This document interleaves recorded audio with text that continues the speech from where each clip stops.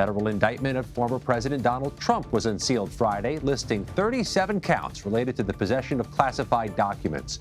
Special counsel Jack Smith spoke on the matter, stating the nation's laws apply to everyone. For more on the unprecedented nature of these charges, we bring in presidential historian Lindsay Chervinsky. Lindsay, we thank you for joining us. Quite a day for presidential historians and journalists alike. So much about Donald Trump has been unprecedented, but how does this federal indictment stack up to any morsel of U.S. history?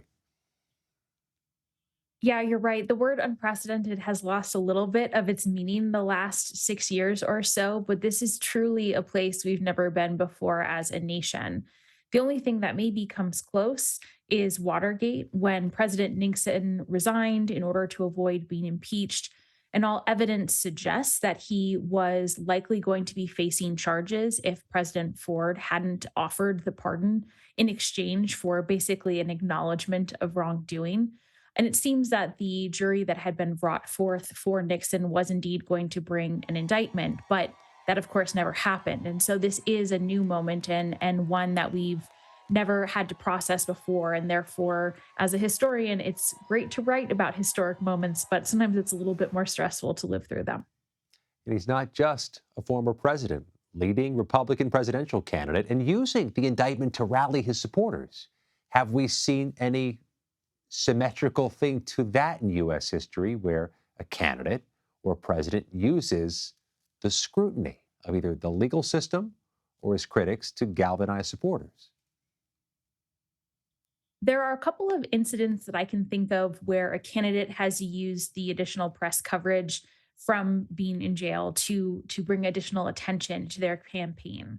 So the first occurred in 1798 when Matthew Lyon was in Congress for sedition charges, and he actually won re-election to Congress. And the second was Eugene Debs, who was a perennial presidential candidate, and he had objected to World War I. He had been arrested under trying to encourage people to obstruct the draft, and so he ran for president as a socialist candidate from prison. Now, of course, neither of those were a major party presidential candidate, so the stakes are quite different, but at least the concept of someone running from prison has been attempted before. And we'll see the galvanizing factor tomorrow, on Saturday, when the former president rallies in Greensboro, North Carolina. And all this is happening as many Republican lawmakers criticize the indictment and defend Trump. What does that say about the party and how it may have changed historically over time? Well, you're right. And there's no way to know exactly what's going to happen in the future. I know both historians and journalists are very loath to try and predict what might come next. So it's possible that we could see a shift. But at least for this moment, what we're looking at is very different than what we saw, for example, during Watergate, when initially Republicans did rally around President Nixon. But then once the evidence started to come out of his involvement in the initial crime and then the cover up, they really turned against him. And it was actually the visit by Republican senators to the White House that convinced him that he was going to be convicted of the impeachment charges if he stayed in office. And that's what convinced him to actually leave, to resign. And I think that moment is an essential one because those senators put nation above party. They chose to have a level of civic virtue, which I think the Constitution requires of all public servants, and hopefully is something we can see again in the future. And there was a political fallout for President Nixon's party after that. It was just deemed unacceptable. So the question is, when a moment like this happens, like this with former President Trump, does it alter what's considered acceptable, either for his party or for future presidents? I think so. I think it depends a lot on how the party continues to react and how the American people react to this moment.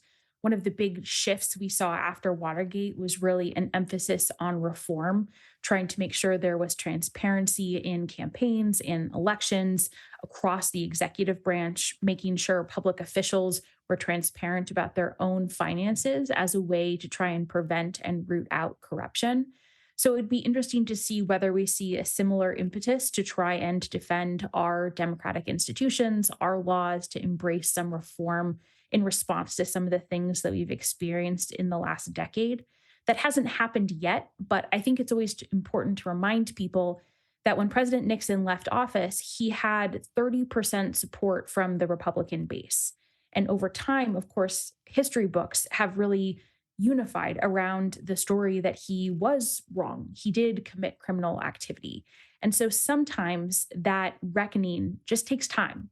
So hopefully we can have a similar process where we can sort of have a shared narrative about what is wrong and what is right. It just might take longer than we want it to. In Charlottesville, Virginia, Lindsay Chervinsky, thank you very much.